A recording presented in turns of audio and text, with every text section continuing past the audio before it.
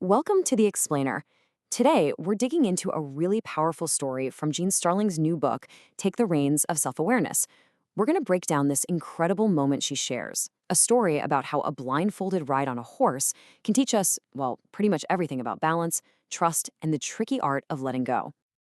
So let's start with this question right here, because it really gets to the absolute heart of what we're talking about today. See, this isn't just about staying upright on a horse. It's a huge metaphor for how we handle control, trust, and all those curveballs life loves to throw our way. All right, let's set the scene for this challenge. Now, the author, Jean, she's used to being the leader, right? The one calling the shots. But in this story, she's asked to flip the script completely and step into a place of total vulnerability. So picture this, a quiet arena. Jean's on a horse, Belle, and she's surrounded by a team she completely trusts. Sandy at the horse's head, Lisa and Angie on either side. On the surface, everything seems safe, totally under control. But the real test is about to begin.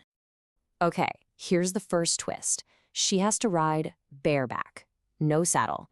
That means no horn to grab, no stirrups to brace against, nothing but her and the horse. Right away, this demands a totally different kind of physical balance and a deeper level of trust. And this is the real kicker. She has to close her eyes. By doing that, she's giving up her main tool for control, her sight. Now she has no choice but to rely completely on her team, on the horse, and on her own, internal compass. So, let's get inside her head for a minute and see how this all feels. Because, let's be real, it's one thing to say yes to an exercise like this, but it's another thing entirely to actually live it. So, logically, Jean gets it. Her brain is saying, okay, my team's got me, they're pros, I'm safe. She consciously understands that she's putting her safety in their hands. It all makes perfect sense. But here's where it gets really interesting. While her mind is saying, I trust them, her body is telling a completely different story. That little knot tightening in her stomach, that's her gut reaction, a deep down instinct screaming, whoa, stay in control. And this experience leads her to this fantastic concept she calls living trust. See, it's not just a fuzzy feeling you have. It's an active choice. It's a conscious decision you have to make in your body, especially when every fiber of your being wants to grab back control. Now, as Sandy gives a little cluck and Belle the horse starts to walk, the real lesson begins. And it doesn't come as some big idea. It unfolds as a physical rhythm, step by step by step. So this ride around the arena, it's not smooth. Not at all.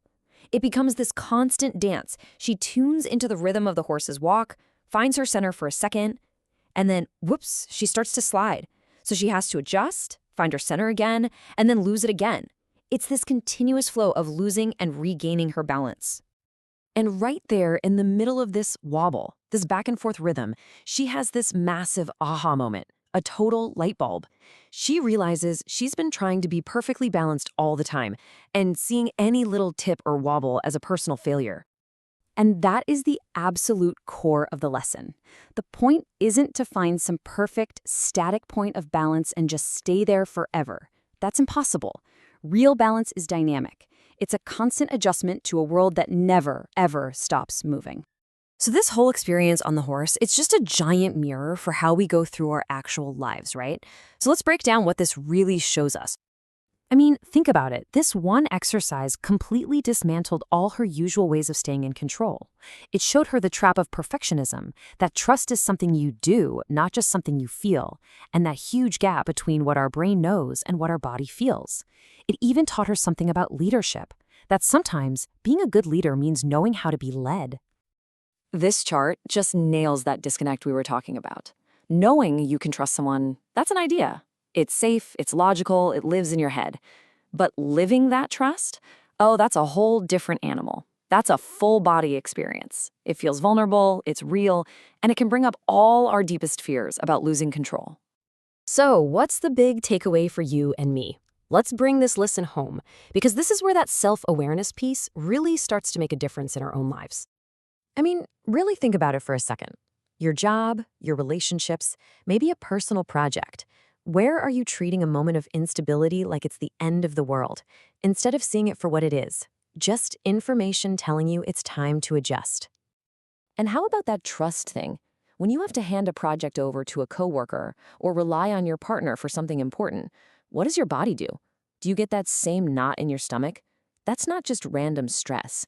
That's valuable information talking to you. And this is really the ultimate mindset shift. The goal isn't to build a life that's so rigid and controlled that nothing can knock you over. No way. The real skill, the real security, comes from becoming so agile and aware that you can find your footing again no matter what happens. And we'll leave it on that thought, which is such a core part of Gene Starling's message. The goal isn't to get rid of the wobble, it's to learn how to dance with it. If this story hit home for you, you can find so many more lessons just like it in her book, Take the Reins of Self-Awareness. It's a fantastic guide for learning how to move with the beautiful, messy, and ever-changing dance of life.